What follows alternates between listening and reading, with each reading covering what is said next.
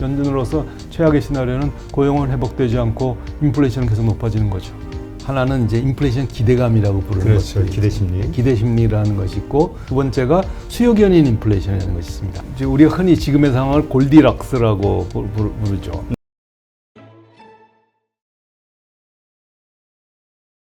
오늘 모신 분은요, 성균관대 명예교수시고 전 한국은행 경제연구원 원장을 지내셨던 김경수 교수님을 모셨습니다. 안녕하세요. 안녕하십니까. 네, 저희 한 1년 만에 뵙나요? 네, 그렇습니다. 네, 참 오랜만에 뵙는데 일단 이제 뭐 한국은행에서도 연말에 이제 금리 인상해야 된다, 뭐 이런 얘기가 있고요.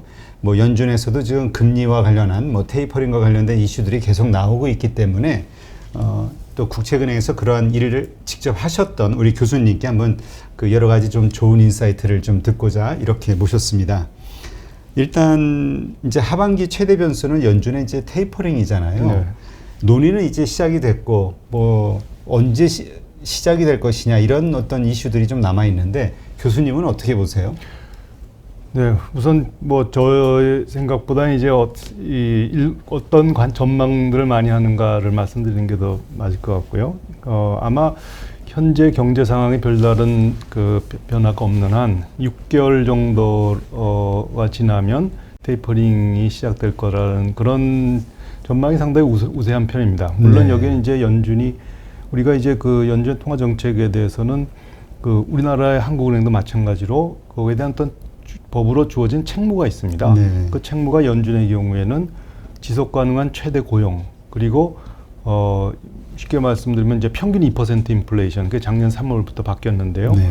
예, 그거가 이제 궁극적으로 지향하는 목적이고, 그 목표로 가는 거에 대한 그 실질적인 진전이 담보가 되면, 그러면 이제 그 테이퍼링에 대한 것이 시작되는데, 여기는 일정한 로드맵이 있습니다.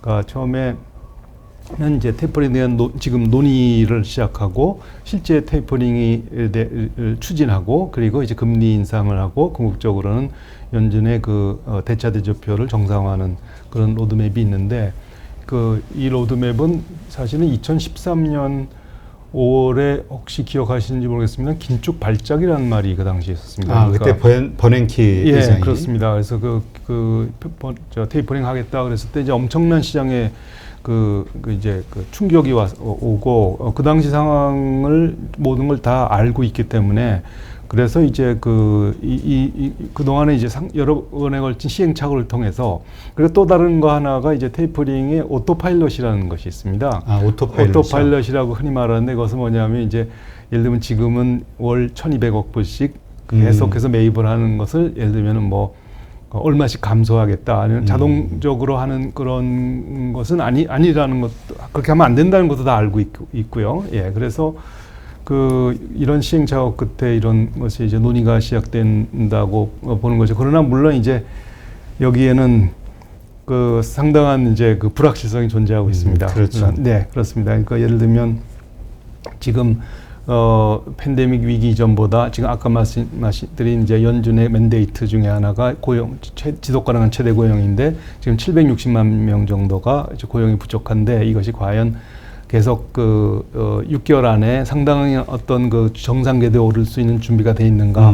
예, 이런 것들은 아마도 이제 두 가지의 시간이 지나야지 좀 더 확실할 수 있는 것이, 그 두 가지 조건이, 하나는 이제 9월에 학기가 새로 시작돼서 부모들이 자녀들을 돌보는데 더 이상 많은 시간을 소비할 필요가 없고 직장을 나갈 수 있다는 것, 그리고 추가 실업급여가 있습니다. 네. 추가 실업급여로 인해서 오히려 일을 하지 않는 것이 더 낫다라고 하는 그런 주장도 있습니다. 예, 그리고 이제 팬데믹의 어떤 감염의 위험도 있고, 네. 그래서 이 추가 실업 수당이 종료되는 그런 가을에 가면, 예, 보다 확실한 정확한 통계가 더 나올 수 있을 것 같고요. 예. 그렇다면 지금 이제 점도표 같은 거를 보면은 테이퍼링에 아직 그래도 반대하는 목소리도 많이 있지 않습니까? 그렇습니다. 네. 오히려 지금 더 많죠, 이쪽 숫자가. 아직 현재 상황에서 경제의 어떤 위축을 불러올 수 있다. 그럴 겁니다. 네, 네. 조금 더 많을 겁니다. 근데 그 이슈가 이제 여기서 혹시 그 시청자 여러분들이 이제 여기에 관심이 있으신 분들은 연준의 세인트루이스 총재인 제임스 블러드라는 총재가 있습니다. 이분은 굉장히 학계에서도 존경받는 분이라서 이분은 어떨 때는 굉장히 비둘기파고 어떨 때는 매파인데 지금 이제 매파에 분류가 됩니다만 이분이 하는 그 발언은 굉장히 그 조심해서 들어야 됩니다. 이분은 굉장히 예측력 스스로 굉장히 뛰어난 스칼라이기 때문에요. 이분이 아마 지난번에 그 닷 플러스에서 2022년에 금리 인상이 될 거다라는 것을 전망한 7사람 중에 하나죠. 예. 그러니까 이분들이 지금 근데 이 문제에 대해서 이게 굉장히 좀 복잡한 그러니까 소위 말하는 이제 무빙 타겟이 너무 많은 게 문제인데요. 이거를 이제 이해하려면 조금 시간이 조금 걸립니다만 아무튼 제가 말씀을 드리는 것이 네. 시청자 여러분께 좋을 것 같습니다. 아까도 말씀드린 연준의 그 맨데이트로 다시 돌아가야 됩니다. 그러니까 지속 가능한 최대 고용하고 완전 두 번째, 고용. 그리고 이제 작년 3월 평균 2% 인플레이션으로 정책을 바꿨습니다.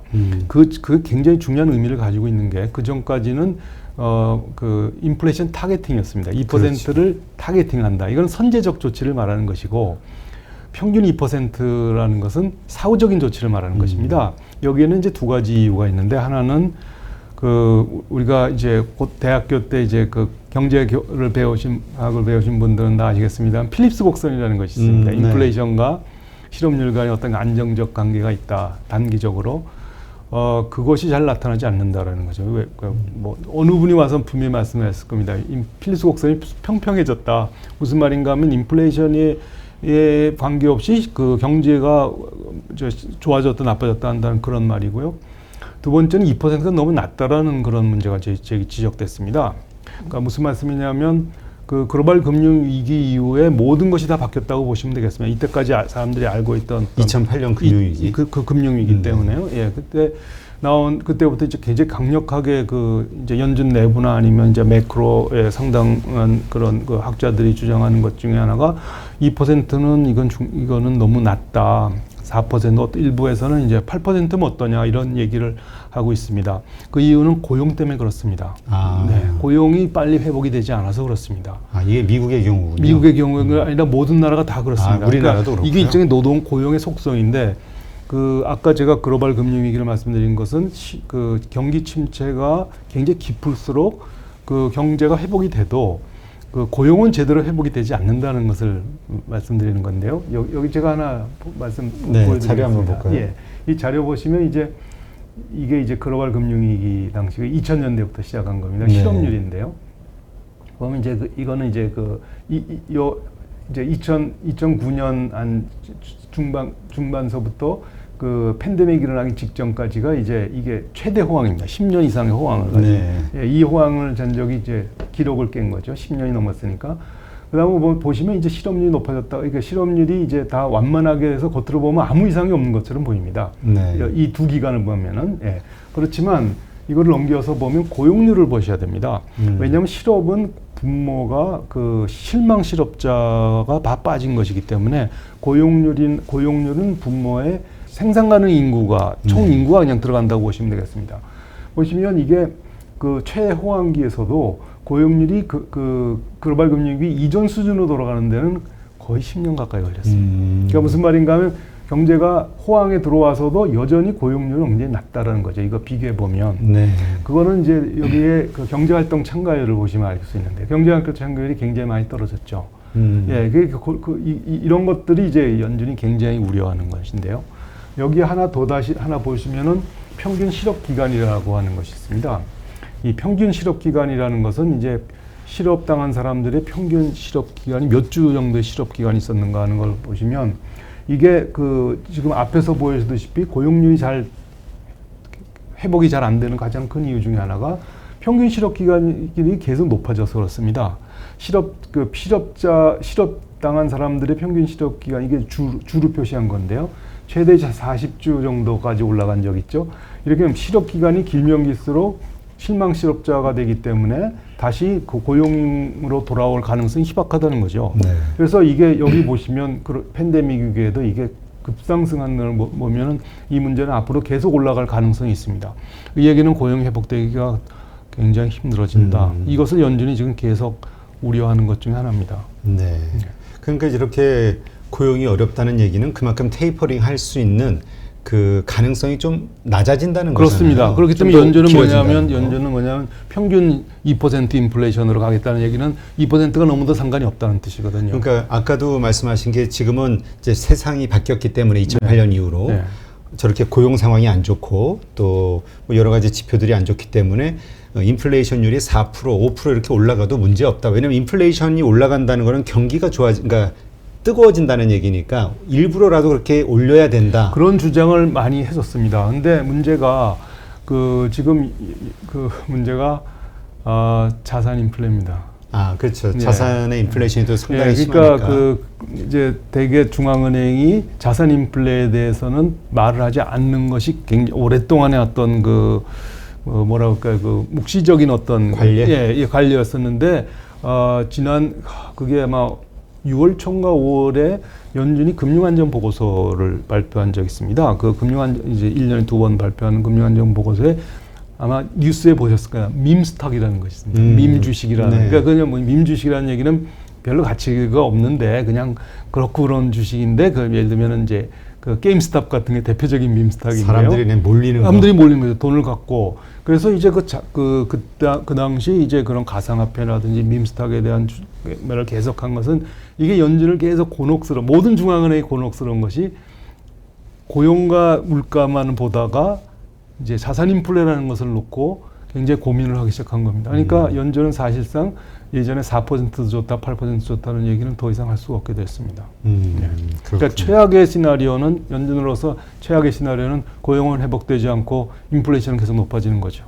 그러니까 지금 상황에서 뭐 인플레이션 수치가 상당히 높아지고 있잖아요. 그렇습니다. 그러니까 뭐 그 시장에서는 되게 불안해하는 건데 그러나 연준 파월 의장은 걱정하지만 이건 일시적이야. 네. 계속 이런 얘기를 하잖아요. 네.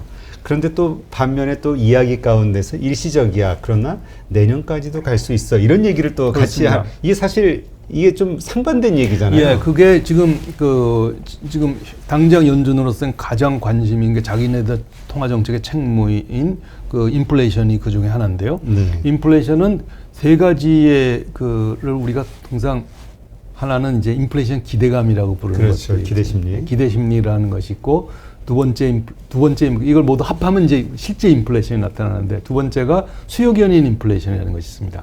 그러니까 그 기대 인플레이션과 수요 견인 인플레이션 그리고 코스트 푸시 인플레이션이라고 들어보셨을 겁니다.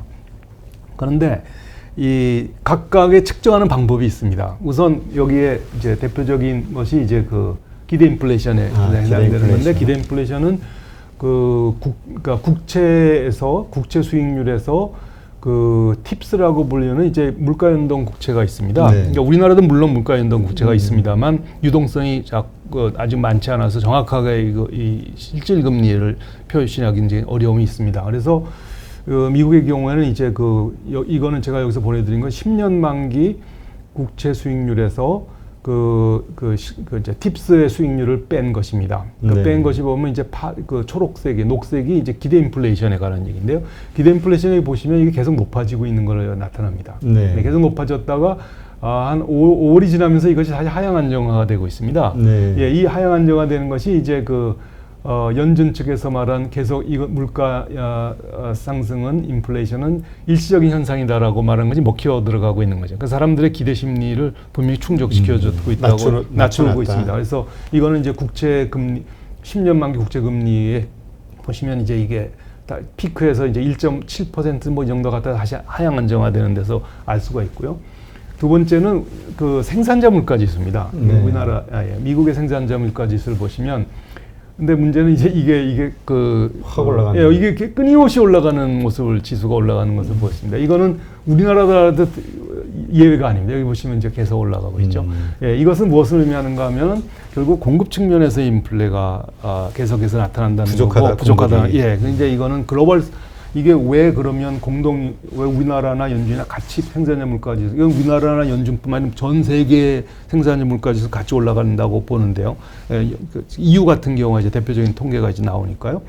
근데 그 이유는 그것은 이제 유가라든지 뭐 여러 가지 공동 요인에 플러스 그 글로벌 서플라이 체인이 제대로 작동하지 못하는 것이 분명히 안 있습니다. 예를 들면 반도체 같은 것, 이런 것들이 제대로 작동하지 못하고, 예, 그래서 이제 그것이 회복되는 상당한 시간이 걸릴 것이다라는 것이 이제, 그리고 세 번째는 수요 견인 인플레이션은 어디서 우리가 확인할 수 있는 방법 중에 하나는 그 명목 임금 상승률이 어느 정도 올라갈 것인가, 네. 이런 것을 보면 이제 대충 알 수가 있죠.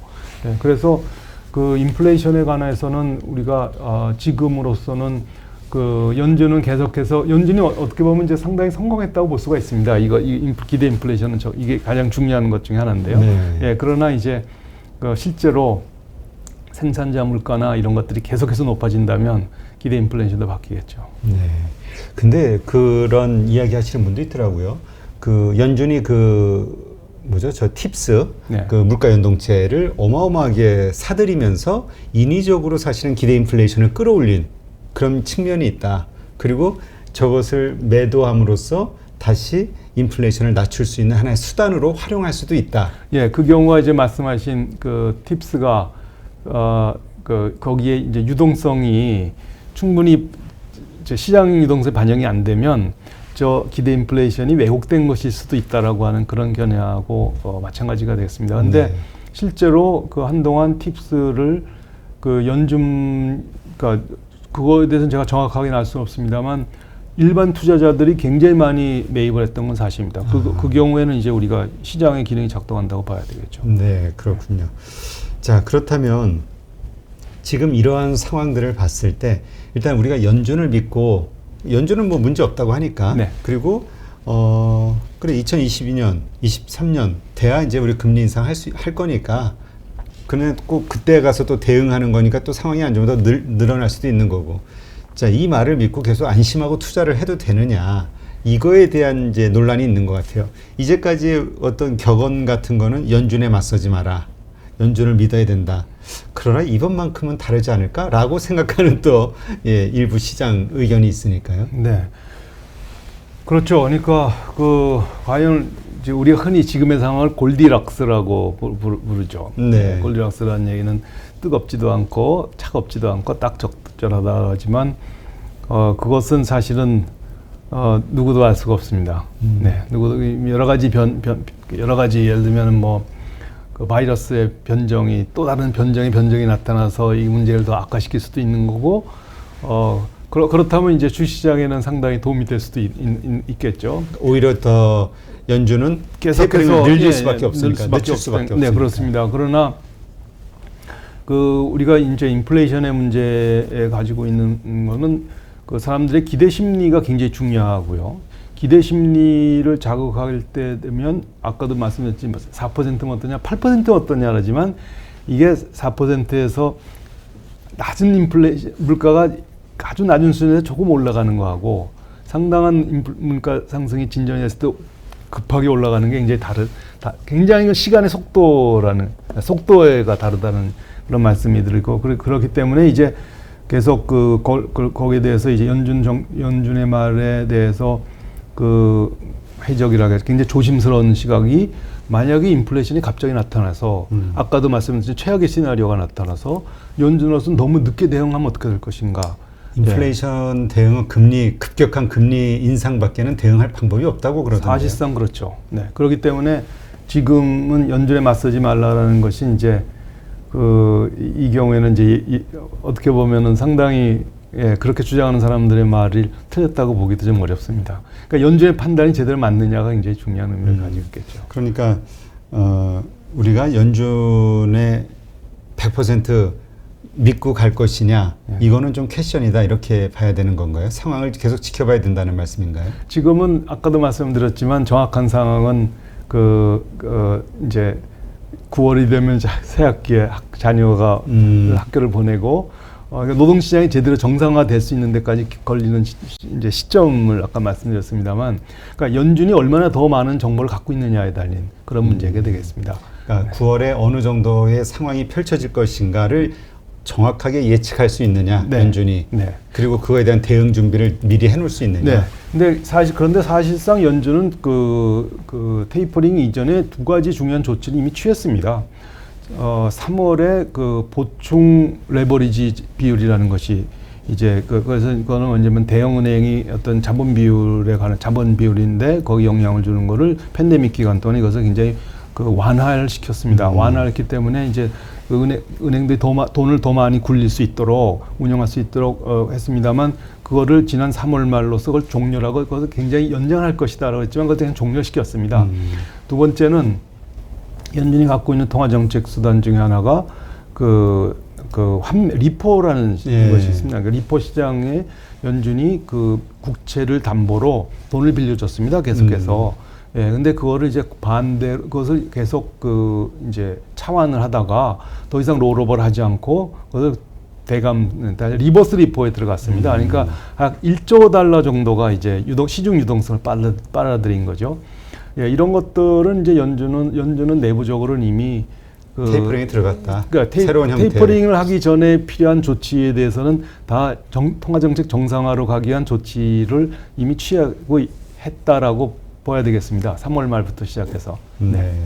그렇다면은 그러니까 연준은 처음 하고 생각이 달라진 거죠. 그러니까 이제까지 참여하고 생각이 달라진 겁니다. 말은 뭐 2023년도에나 금리 인상할 것이고 그다음에 여러 가지 고용이라든가 금리 인상을 생각하는 것을 생각하지 않겠다라고 얘기를 했었죠. 네. 파월이. 그게 그러나 말이 이제 바뀐 바뀐 거죠. 바뀐 겁니다. 예. 그리고 지금 말씀하신 것처럼 시장에서 좀 새로운 형태로 이제 그 유동성을 끌어들이는 예. 조치들을 취하면서 상황이 그렇게 만만한 게 아니다. 여유 있는 상황이 아니다라는 거를 뭐라 그럴까요?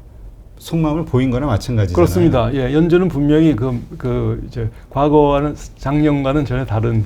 예, 그 얘기는 무슨 말이냐면 연준이 예상하지 못했다라는 얘기죠. 그렇다면 앞으로도 연준이 예상하지 못하는 상황들이 발생할 수 있고 언제든지 지금의 스탠스는 바뀔 수가 있다. 땡겨질 수도 있고 더 늦춰질 수도 있고. 그렇습니다. 그러니까 그 연준이 전지전능하다는 것은 누구도 우리가 네, 일단 투자자들 주식 투자하는 사람들에게는 뭐 연준이 최고로 보일 수밖에 없는데 네. 그렇다면 이 모든 것에 대한 어떤 변수 이거는 올 9월 달이 돼봐야 우리도 이제 명확하게 알 수 있다. 좀 더 명확한 그런 것이 나타날 수 있다. 아이들을 학교에 보내면서의 그 고용률 상승. 고용률하고 그 다음에 이제 추가 실업 수당이 종료되고 나서 이제 어떻게 고용이 돌아가고 명목 임금이 어느 정도 오르고 뭐 이런 걸 보시면 네, 알겠습니다.